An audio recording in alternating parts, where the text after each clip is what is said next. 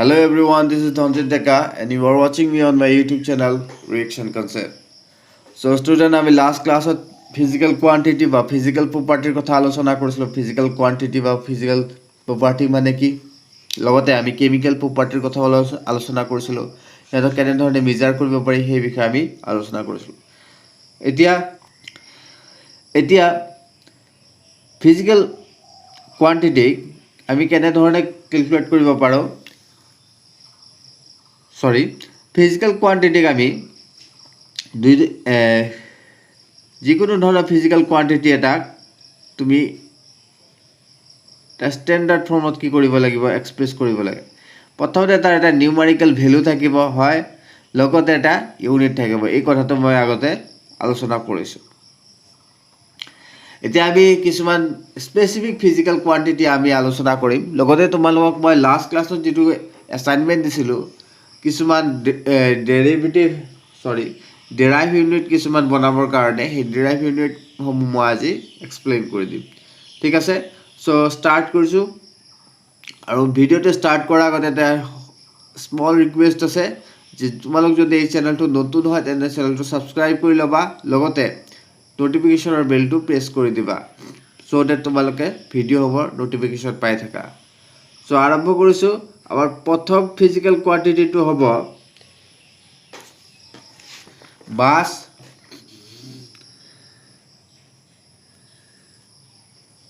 and weight,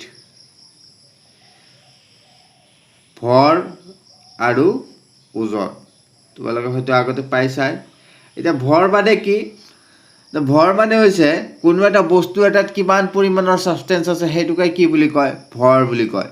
আৰু এটা wait মানে কি, আৰু সেই সাবস্টেন্সখিনিয়ে কিমান পৰিমাণৰ গ্ৰেভিটেশনাল ফোৰ্স দিয়ে আৰ্থ সাৰফেসৰ ওপৰত, তাকেই কি বুলি কয়, ওয়েট বুলি কয়. ঠিক আছে, এই দুটাৰ মাজত কি আছে, ডিফাৰেন্স আছে. ভৰ কেতিয়াও কোনো এটা সাবস্টেন্সৰ চেঞ্জ নহয়, মাস তুমি য'তেই লৈ যোৱা কিন্তু তাৰ চেঞ্জ নহয়, কিন্তু ওয়েট তাৰ চেঞ্জ হ'ব. কিহৰ কাৰণে, ওয়েট কিহৰ ওপৰত ডিপেন্ড কৰে, গ্ৰেভিটেশনাল মধ্যাকৰ্ষণিক ফোৰ্সৰ ওপৰত কি কৰিব, ই ডিপেন্ড কৰিব. যেহেতু মধ্যাকৰ্ষণিক ফোৰ্স পৃথিৱীৰ বিভিন্ন ঠাইত বিভিন্ন ধৰণৰ হ'ব পাৰে, তাৰ ভ্যালুটো ভেৰি কৰিব পাৰে. সো ওয়েট কোনো এটা বস্তুৰ চেঞ্জ হ'ব পাৰে, কিন্তু মাস কেতিয়াও কি হ'ব নোৱাৰে, চেঞ্জ হ'ব নোৱাৰে. So much, it is the mass of a substance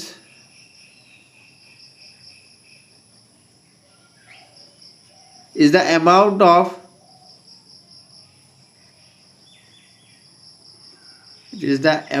of matter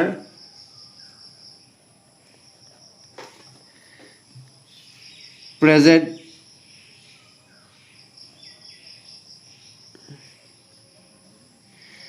in the substance. The SI unit of mass is kilogram.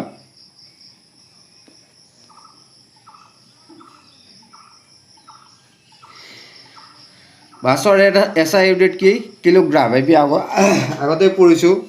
So 1 kilogram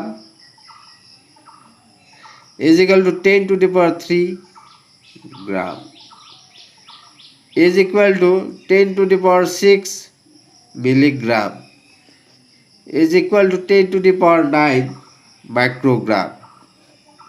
এইবিলাক কথা তোমালোকে পদত ৰাখিবা.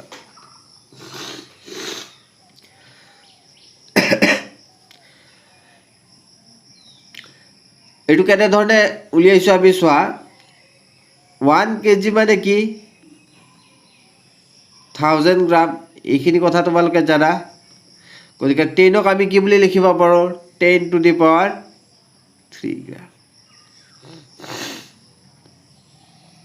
ঠিক আছে, এতিয়া চোৱা এই গ্ৰামটো কাকো কি বুলি লিখিব পাৰো, মিলিগ্ৰাম লিখিব পাৰো. সো 1 গ্রাম মানে কিমান, 1 মিলিগ্রাম মানে কিমান, 10 to the power 3. 1 গ্রাম মানে কিমান milligram, 10 to the power 3 milligram হয়. So it will give you 10 to the power 6 milligram. Similarly, 10 to the power 6 into 1 milligram is equal to 10 to the power 3 microgram. This will give you 10 to the power 9 milligram. So 1 kilogram is equal to 10 to the power 3 gram and 10 to the power 6 milligram and 10 to the power 9 microgram. ঠিক আছে, এইখিনি চাগে তোমালোকে বুজিয়ে পাইছা সবে। এতিয়া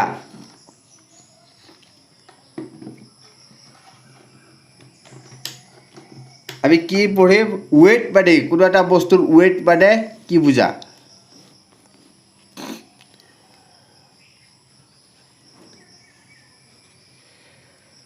মই আগতে কৈছো ওয়েট মানে কি? কোনো এটা বস্তু যেতিয়া তুমি ৰাখিবা পৃথিৱীত তাৰ ওপৰত কি থাকে? সাপোজ তুমি এক ভৰৰ বস্তু এটা ৰাখিছা, সৰি মই এইফালে দেখুৱাই দিছোঁ চোৱা।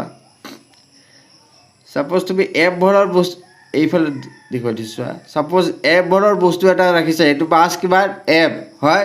ইয়াক পৃথিৱীৰ পৃষ্ঠৰ ওপৰত ৰাখিলে কি হ'ব? বৈধ্যাকৰ্ষণৰ কাৰণে সিহঁতে কি কৰিব? তলৰ ফালে গতি কৰিব হয়। বৈধ্যাকৰ্ষণৰ শক্তি কিমান থাকে? Gravitational force G. ঠিক আছে, ইয়াক জি হিচাপে লিখা যায়। বৈধ্যাকৰ্ষণিক ত্বৰণ বুলি কয় ইয়াক। চ' ৱেইট কি হ'ব? M into g. বুজি পালা? ৱেইট আৰু মাছ মানে কি? এইটো কি? মাছ, এইটোক আমাৰ কি বুলি কয়? ৱেইট বুলি কয়। মাছ কেতিয়াও চেঞ্জ নহয়, মাছটো সদায় সমানেই থাকিব, কিন্তু ৱেইটটো সদায় চেঞ্জ হ'ব। কিহৰ কাৰণে? এই জিৰ ভেলুটো পৃথিৱীৰ যিকোনো ঠাইত বেলেগ বেলেগ ঠাইত কি হ'ব পাৰে? ডিফাৰেণ্ট হ'ব পাৰে। চ' ৱেইট হিচাপে আমি কি লিখিম? Weight it is the force এক্সাৰ্টেড by an object. Weight it is the force exerted on an object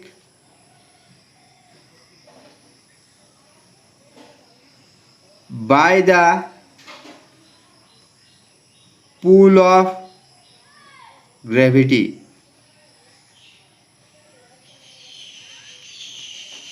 Weight of an object may change from one place to another place. Weight of an object may change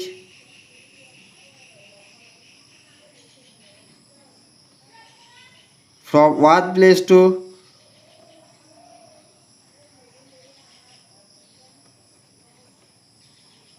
other due to the change of gravity. গ্ৰেভিটিৰ change হয় কাৰণে weight কি হ'ব পাৰে? Change হ'ব পাৰে, কিন্তু মাছ কেতিয়াও কি নহ'ব? তোমাৰ চেঞ্জ নহয়। ঠিক আছে, প্ৰথম ফিজিকেল কোৱান্টিটি আমি কি পঢ়িলোঁ? ৱেইট আৰু মাছৰ কথা পঢ়িলোঁ। এতিয়া নেক্সট ফিজিকেল প্ৰপাৰ্টি পঢ়িম আমি কি? ভলিউম মানে কি? ঠিক আছে।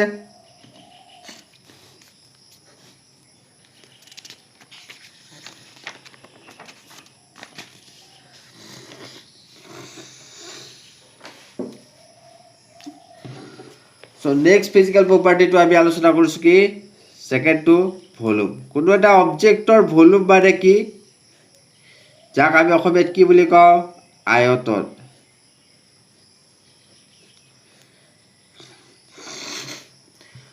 কোনো এটা অবজেক্টে স্পেচত কিমান পৰিমাণৰ ঠাই আগুৰি আছে, সেই ঠাইখিনিকে কি বুলি কয়? তাৰ ভলিউম বুলি কয়। So it is the volume is the amount of space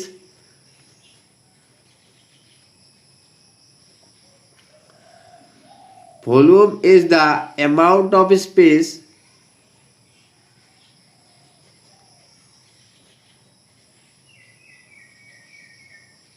occupied by an object. Occupied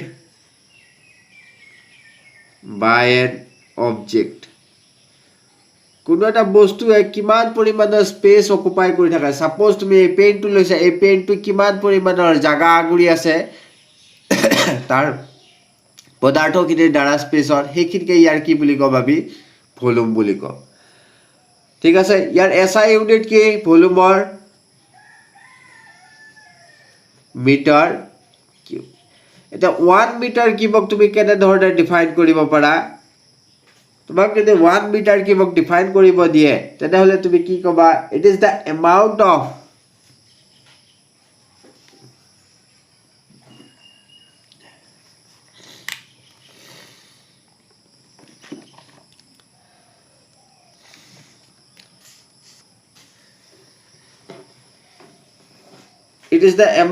of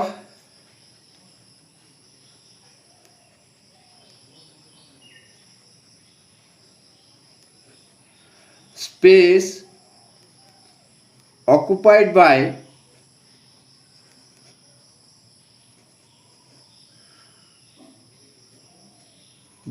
a cube having each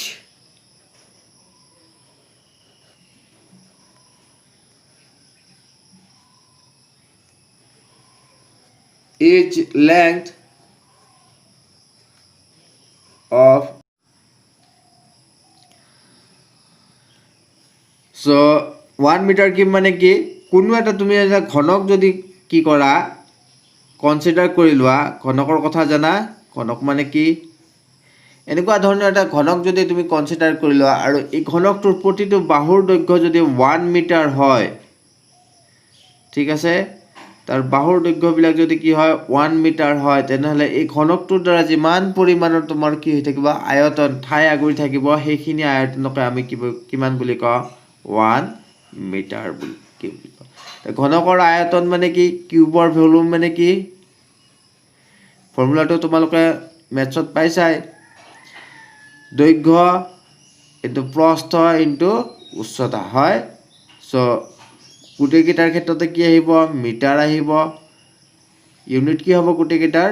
metre metre unit হ'ব। So' the ultimate unit of volume would be what? Metre cube. So' আমি কিছুমান ইউনিটৰ কথা চাম। এতিয়া এইটোতো solid সাবষ্টেন্সৰ আমি কি কৰিলোঁ তোমালোকক ভলিউমৰ কথা ক'লোঁ। লিকুইড সাবষ্টেন্সৰ কি থাকে? ভলিউম থাকে। লিকুইড সাবষ্টেন্সৰ ভলিউমবিলাক আমি কিহত এক্সপ্ৰেছ কৰোঁ? Volume of liquid সাবষ্টেন্স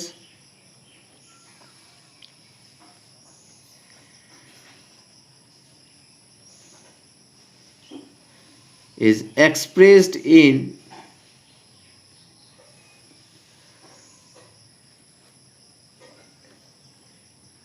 liter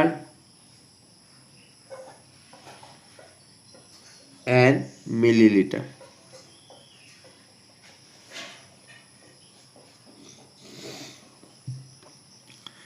So 1 liter is equal to 1 decimeter cube. So 1 ml is equal to 1 centimeter.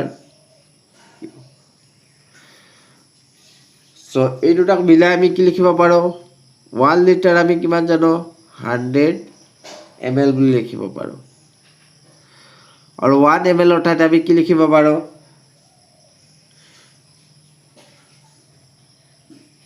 1 centimeter cube হয়। গতিকে এই ক্ষেত্ৰত আমি কি লিখিব পাৰোঁ? 1 decimeter cube এনেকৈ লিখিব পাৰোঁ। এটা ৰিলেশ্যন এটা লিখিব পাৰোঁ। এই ৰিলেশ্যনটো তোমালোকে মনত ৰাখিবা। চ' থাৰ্ডটো আমি আলোচনা কৰি ডেনচিটি, অসমীয়াত কি বুলি কয়? ঘনত্ব। ঘনত্ব মানে কি? কোনো এটা বস্তুৰ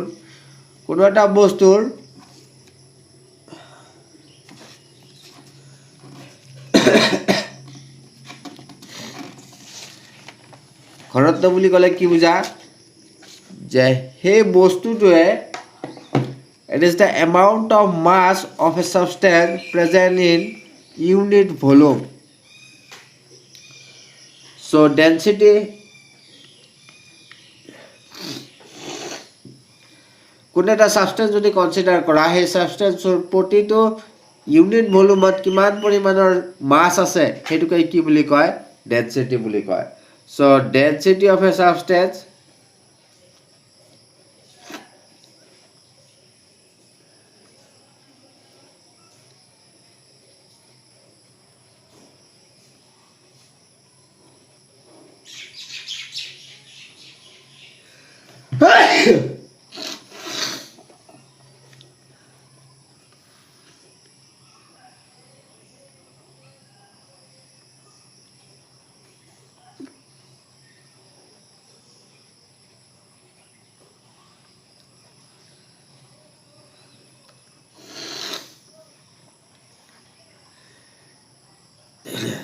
ডেন্সিটি মানে কি মাস এম বাই ভলিউম বি এম বাই ভি হয় গতিকে মাছৰ ইউনিট কি তুমি জানাই কিলোগ্ৰাম এসআই ইউনিট আৰু ভলিউমৰ এসআই ইউনিট কি মিটাৰ কিউব সো ডেন্সিটিৰ এসআই ইউনিট কি হ'ব কিলোগ্ৰাম মিটাৰ ইনভাৰ্স 3 এইটো কি ডেন্সিটি তোমাৰ SI unit so next physical কোয়ান্টিটিটো আমি আলোচনা কৰিম কি টেম্পাৰেচাৰ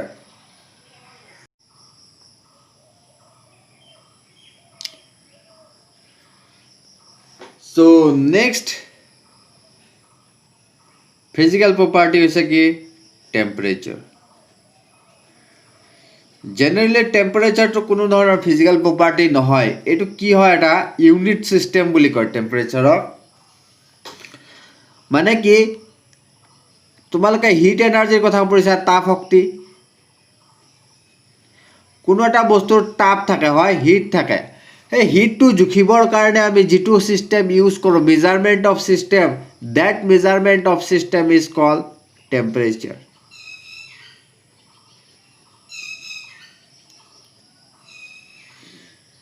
মানে তাপ শক্তি জুখিবৰ কাৰণে আমি যেটো ব্যৱস্থা ব্যৱহাৰ কৰো যেটো ইউনিটৰ ব্যৱস্থা আমি ব্যৱহাৰ কৰো হেতুকে কি বুলি কয় টেম্পারেচার বুলি কয় so temperature measures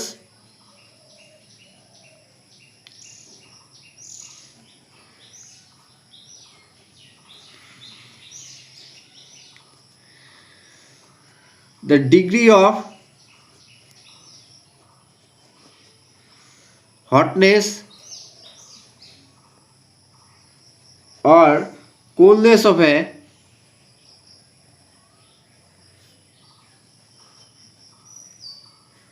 object. So there are three a temperature কাৰণে তিনিটা বেলেগ বেলেগ ইউনিট আছে সেই ইউনিট কেটা হৈছে তোমালোকে আগতে পঢ়িছিলা এসআই ইউনিট কি বুলি কব তোমাৰ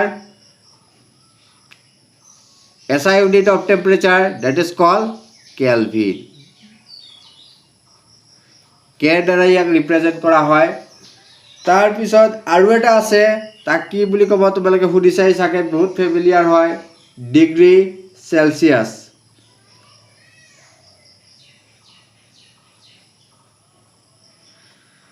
সেলসিয়াস ইউনিট বুলি কয় হয় এটো ডিগ্ৰী সেলসিয়াস এনে ধৰে ৰিপ্ৰেজেন্ট কৰে আৰু থাৰ্ডটো হৈছে তোমাৰ ফাৰেনহাইট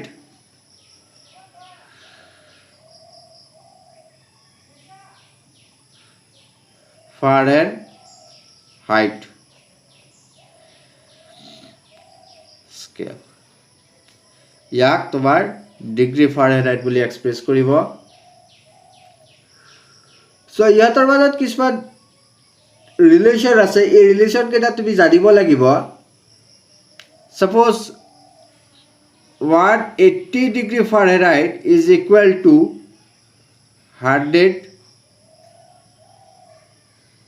degree Celsius লগতে আৰু এটা আছে কি Kelvin is equal to 1 Kelvin is equal to 1 degree Celsius into 273.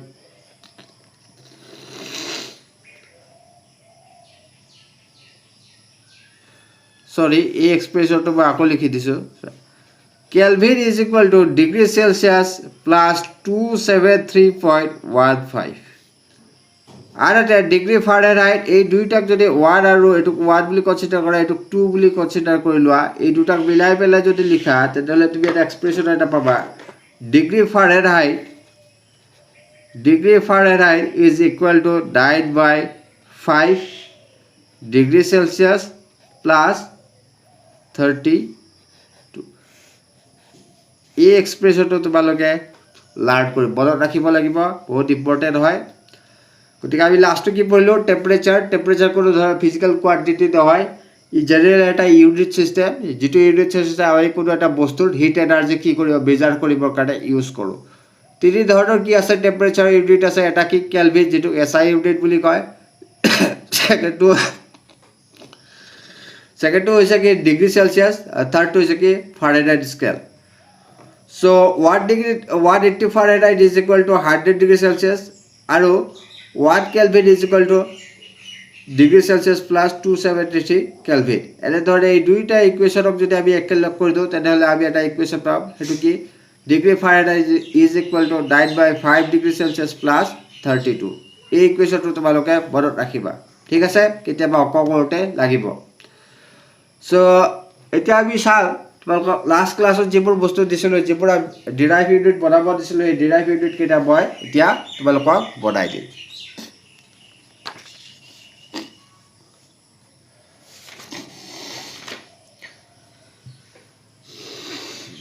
বহুতে পাৰা নাই কিছুমানে কৈছে কি ইটো পাৰা নাই সিটো পাৰা নাই এনেকৈ কাৰণে মই জাষ্ট কেইটামান কৰি দিম ইয়াতে মোমেন্টাম মানে অসমীয়াত কি বুলি কয় ইয়াত ভৰবেগ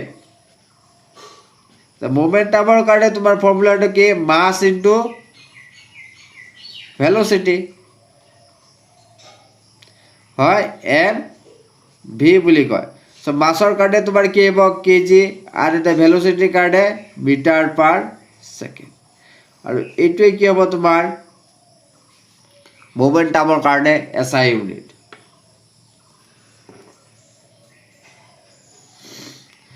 সো সেকেন্ডটো তোমাৰ কি হ'ব এক্সেলাৰেশন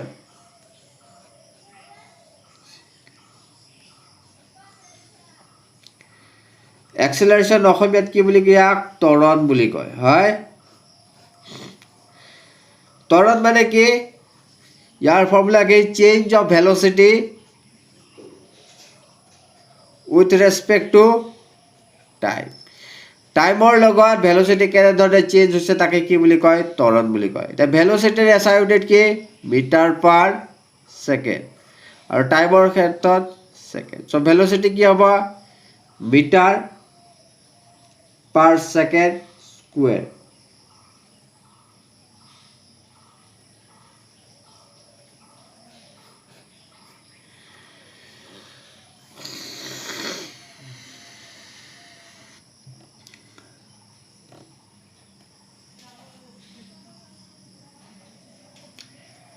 আৰু এটা দিছিলোঁ মই তোমালোকক ফোৰ্সৰ কথা কৈছিলোঁ হয় ফোৰ্সৰ কাৰণে ফৰ্মুলা এটা পাইছিলা তোমালোকে F = ma হয় বিখ্যাত নিউটনৰ এইটো সূত্ৰ এটা ইয়াৰ পৰাই তুমি কি কৰিব পাৰা ফোৰ্সৰ কাৰণে তুমি এসআই ইউনিটটো ক্যালকুলেট কৰিব পাৰা সো মাছৰ এটো কি মাছ আৰু এটো কি এক্সেলাৰেশন মাছ মানে কি কেজি এক্সেলাৰেশনৰ ক্ষেত্ৰত তুমি কি লিখিব পাৰা মিটাৰ সেকেন্ড ইনভাৰ্স 2 সো ফোৰ্সৰ কাৰণে তোমাৰ এইটো কি হ'ব তোমাৰ এসআই ইউনিট তেনেদৰে মই দিছিলোঁ তোমালোকক প্ৰেসাৰ মানে কি it is the amount of force exerted per unit area এটাত সাপোজ এটো এৰিয়া আছে হয় এই এৰিয়াত তুমি সাপোজ কি কৰিছা এফ ফোৰ্স কি কৰিছা এপ্লাই কৰিছা গতে পাৰ ইউনিট এৰিয়াত কিমান হ'ব ফোৰ্স এফ বাই এ গতিকে এই পাৰ ইউনিট এৰিয়াত যিমান পৰিমাণৰ ফোৰ্স তুমি এপ্লাই কৰিছা এটোকে কি বুলি কয় প্ৰেসাৰ বুলি কয় এটা ইয়াৰ কিমান হ'ব কেজি ফোৰ্সৰ কথা আমি জানো ফোৰ্সৰ ইউনিট কি KG metre second inverse 2 whereas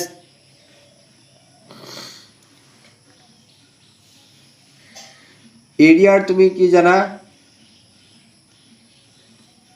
SI unit metre square so ফোৰ্সৰ কাৰণে KG metre inverse 1 second inverse 1 হয় এই গুটেটোকে আকৌ কি বুলি কয় কেতিয়াবা পাস্কেল বুলিও কয় পি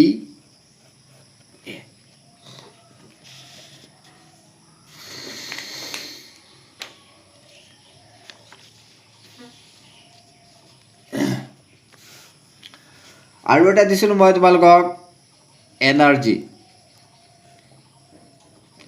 এনাৰ্জিৰ কাৰণে তোমালোকে গতি শক্তিৰ এটা ফৰ্মুলা এটা পাইছিলা হয় half equal to m v square যিকোনো ফৰ্মুলাৰ পৰা উলিয়াব পাৰা half of m v square মই এইটো সিম্পলি কনসিডাৰ কৰিছোঁ ইয়াতে হাফটো বাদ দিয়া বাকীকেইটা কনচিডাৰ কৰা এম মানে কি মাছ এইটো মানে কি ভেলোচিটি হয় মাছৰ এসআই ইউনিট তোমাৰ কি KG whereas velocity meter per second inverse 1 whole square so energy কি হ'ব meter square second inverse 2 এইটোৱে কি এনাৰ্জিৰ কাৰণে এসআই ইউনিট এইখিনিক তুমি কিমান বুলি কবা 1 জুল বুলি কয় হয় গতিকে এনাৰ্জিৰ এসআই ইউনিট কি এইটো লিখিব পাৰা বা জুলু লিখিব পাৰা সো লাষ্ট আৰু এটা আসলে কি পাৱাৰ ক্ষমতা the power মানে কি it is the amount of energy per unit time so power can be expressed as E divided by time energy divided by time per unit time at কিমান পৰিমাণৰ energy খৰচ হৈছে সেইখিনিকে কি বুলি কয় পাৱাৰ বুলি কয় গতিকে টাইমৰ ক্ষেত্ৰত আমি এনাৰ্জি ক্ষেত্ৰত কি লিখিব পাৰো মিটাৰ স্কয়াৰ সেকেন্ড ইনভাৰ্স 2 আৰু টাইমৰ ক্ষেত্ৰত আমি সেকেন্ড লিখিব পাৰো so it will give you KG metre square second inverse 3 হয় এইটোৱে কি হ'ব তোমাৰ পাৱাৰৰ ইউনিট এইখিনিকে কি বুলি কয় ওয়াট বুলিও কয় কেতিয়াবা তাহলে লাইটৰ বাল্ব বিলাকৰ লিখা শুনিছা ওয়াট এইটো কি ওয়াটটো কি লাইটৰ বাল্বৰ পাৱাৰ হয় একেটা আসলে ডেৰাইভ ইউনিট মই তোমালোকক ডেৰাইভ কৰিব দিছিলো গতিকে কিবা বুজি নোপোৱা থাকিলে কমেন্ট সেকশনত কবা আৰু মই আকৌ এবাৰ ৰিকুৱেষ্ট কৰিছো যদি তোমালোকে এই চেনেলটো নতুন হয় তেনেহলে চেনেলটো সাবস্ক্ৰাইব কৰিব নাপাৰিবা লগতে বেল আইকনটো তোমালোকে প্ৰেছ কৰি দিবা লগতে ভিডিওটো যদি লাইক কৰিছা তেনেহলে লাইক বাটনটো প্ৰেছ কৰি দিবা ভিডিওটো যিমান পাৰা তোমালোকে নিজৰ বন্ধুসকলৰ লগত শ্বেয়াৰ কৰিবা সো গাইজ আজি লৈকে এইখিনিতে এৰিছো see in the next video thank U